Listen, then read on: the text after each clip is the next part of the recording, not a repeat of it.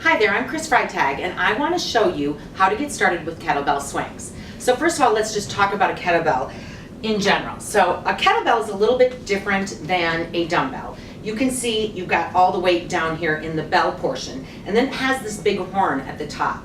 With the weight away from the handle, it allows for these swinging motions, which makes it feel different and act different than a dumbbell. So that's the first thing. Now, when doing a kettlebell swing, it is actually quite different than a squat. So I really want to show you the difference. When you do a squat, I'm going to turn sideways so you can see the side view of my body. When you do a squat, you slightly push those knees forward as you sit the booty back. You come all the way down, so the angle from the ankle to the knee should match the angle from the hip to the head. Keeping those knees just slightly above the toes and back up. Let me do it again. This is a squat. Knees push slightly forward, back up, squeezing my glutes.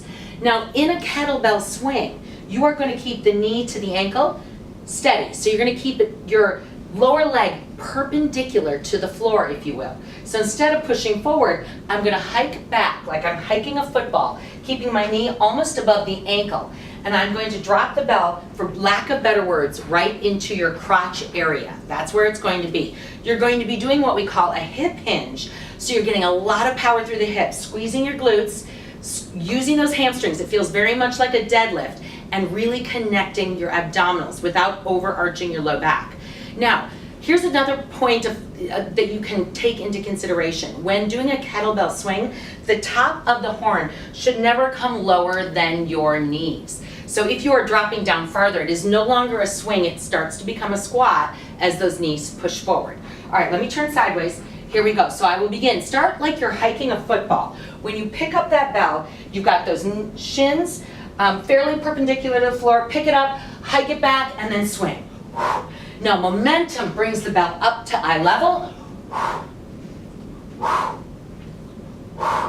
I'll turn this way for you so you can see I'm just keeping the bell, for lack of better words, right at the crotch level. Really using that pelvic thrust, tightening my abdominals. It's very much like that deadlift motion. So differentiate between the squat and the swing. They are super effective. They are super fun. I've got a 15-pound kettlebell. I typically use a 25 for my swings, but I want you to start where it works for your body and work your way up.